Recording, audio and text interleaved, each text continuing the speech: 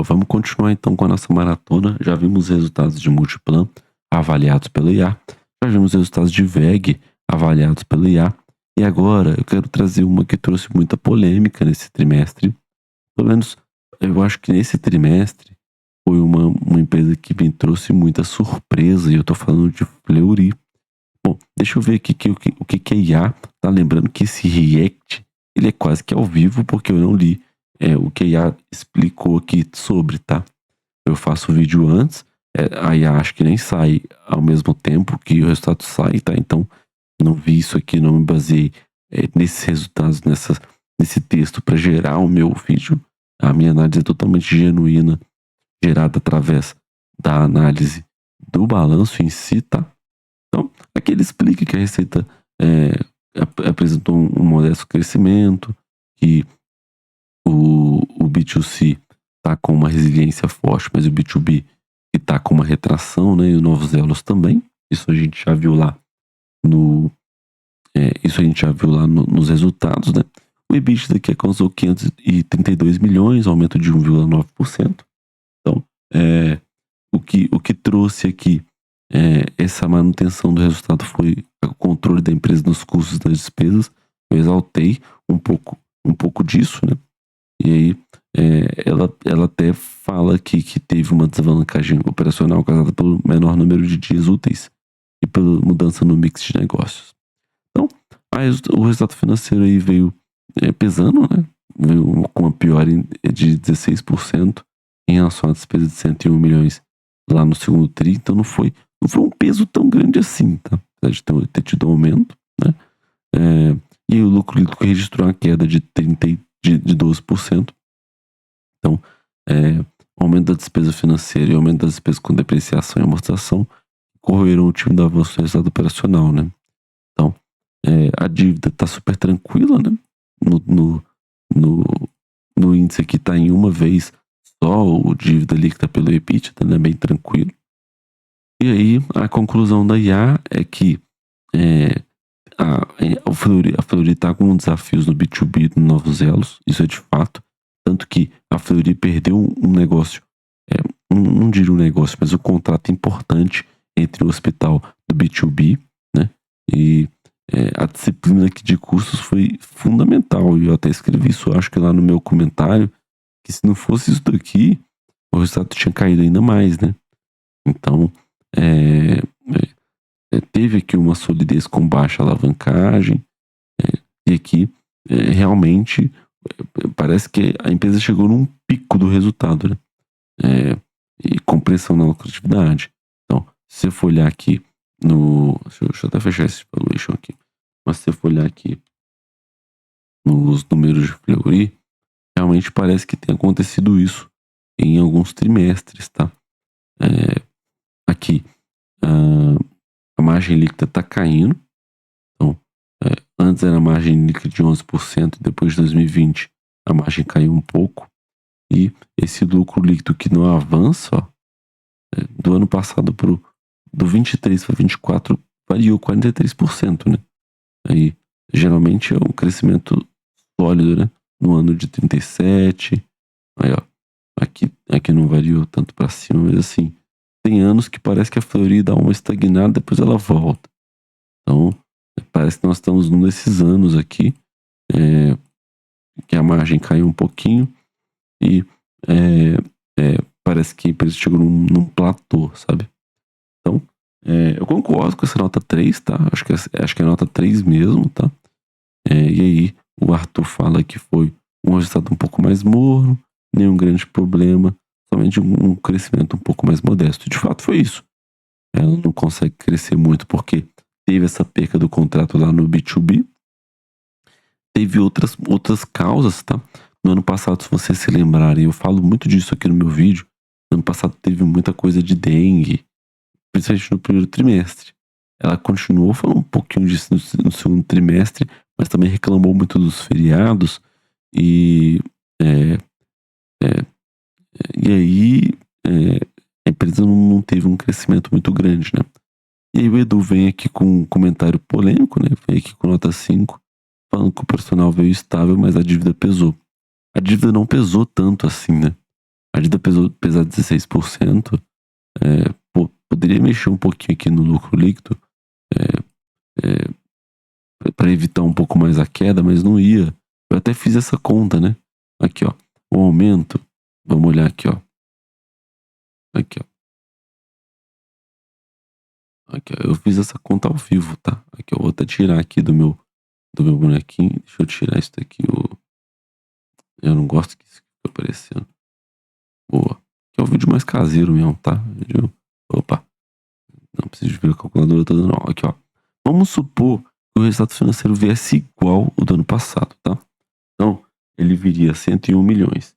Então, ao invés dela perder 101,3 milhões, ao invés dela perder 118, que é esse número aqui, ó, ela perderia 101 milhões. Então, ela teria 16,7 milhões a mais no lucro líquido. Você concorda comigo? É isso. É isso que o Eduardo tá falando, que o resultado financeiro pesou. Beleza. E aí, vamos somar esse 16,7% no lucro líquido, que veio em 152,3 milhões, 16,7. O lucro ia para 169.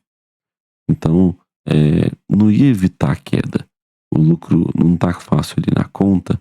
Nós vamos ver no trimestral quanto que foi o lucro líquido no ano passado. O lucro líquido no 6 foi de 172. Então, ia evitar uma queda grande aqui no resultado, como nós vimos, ó. Mas não evitou. Então, aqui o lucro líquido vem até um pouquinho menor do que eles reportam na IA, né? Mas mesmo assim, o que eu quero mostrar para vocês é que o resultado financeiro não pesou assim, né? O que pesou mesmo foi a estagnação do crescimento aqui de receita.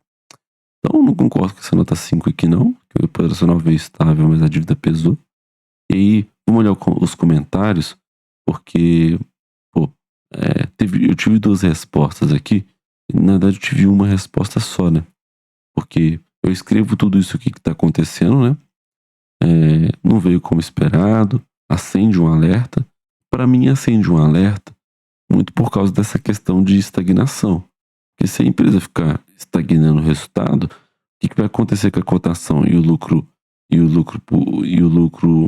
seguindo a cotação, que é a cotação por lucro, né? Aqui tá anual, né?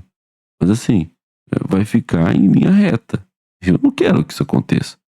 Quero que a cotação suba, acompanhe o lucro e com isso a empresa consiga pagar mais proventos, né? Consiga expandir aqui o seu caixa, gere mais fluxo de caixa livre, né? E por aí vai, ó. Se você for olhar, em termos de dividendos, a empresa está pagando menos já esse ano, segundo trimestre.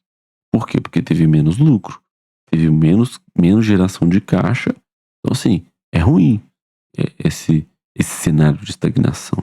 E se esse cenário de estagnação continuar por muito tempo, e aí, por isso que eu escrevi aqui, ó, que nós iríamos olhar mais de perto, trimestre a trimestre, para ver se o resultado continua nessa descendente. Então, assim, eu concordo lá que o resultado veio um pouco morno. Ele não veio crítico demais também, não. Mas ele também não veio bom. Que é a definição de ruim para bom, ele veio mediano. E aí teve um cara que me respondeu aqui e falou: acendeu o alerta de quê? Né? Ele fala que faz parte do meu trabalho dar uma agitada. É só motivo para girar. E não é motivo para girar. Eu não tô falando para você desinvestir na empresa. Tô falando que é incrível, né? Como a galera gosta de interpretar pro outro lado, né? Mas é o que deu a entender quando ele escreveu também, né? Ele até citou aqui o caso de Vivara, né? Eu nunca ia falar isso. Já baita alerta, acabou voltar para estragar. Porque nem dessa notícia eu ia ficar sabendo. Pra começo de conversa. Porque nesse tipo de notícia aqui, eu não fico sabendo. Eu só olho aqui para a empresa quando chega o trimestral. Eu olho aqui e falo, tá, então esses foram os resultados aqui, beleza. E aí eu tiro minhas conclusões. Mas ele falar que eu tô fazendo aqui um agito? Eu não tô fazendo agito. Tô mostrando que o resultado não veio bom. O resultado veio estagnado na receita, veio com controle de custos, beleza, né? As despesas operacionais regrediram aqui, beleza. As despesas financeiras veio pesando um pouquinho, beleza. Mas o resultado não veio bom. É justo, é simples assim. Nesse trimestre. Pode ser que no trimestre seguinte melhore e a gente vai ficar, beleza, então não tinha alerta nenhum, então vamos continuar. Beleza. Mas continuar com esse resultado com mais 3, 4 trimestres é uma coisa de ficar assim, ixi, eu acho que eu vou vender, hein? Eu acho que eu vou ficar, não. E aí ver também, né, conforme as apresentações vão sendo feitas, como é que. Aí pode ir mais a fundo, né? Olhar como os executivos se comportam nas calls, com as perguntas, por aí vai. Mas é um alerta, mas não é um alerta de ficar assim girando, para girar patrimônio. Não é isso. É para entender mesmo como a empresa vai se portar nos próximos trimestres. Então, eu até escrevi aqui, né? Ele deu um beleza, falando, não, eu não. Eu não. Inclusive, eu vi nas discussões abaixo, né? Essa aqui, que falaram que ia. Tá tendo um rumor aí de unir com a Reddor e tal. Então, eu não tô nem aí pra esse tipo de notícia. Eu nem tava sabendo, só fiquei sabendo porque eu vi nesse comentário do cara. Acabei lendo os outros comentários, né? Da Cassandra aqui, ó. E aí. E aí acabei vendo. Senão eu nem iria ver. Então a minha ideia não é agitar nada, não. Minha ideia é escrever mesmo de fato o que eu tô pensando naquele momento e eu continuo com essa opinião. De que talvez nós devemos dar uma olhada para a Fleury de perto nos próximos trimestres. E né, se vier bom, aí a Fleury calou minha boca. E que ótimo, né? Aí já me dá menos trabalho, é continuar portando. Então é isso que nós falamos de Fleury. Muito obrigado pela atenção. Até o próximo vídeo e é nóis.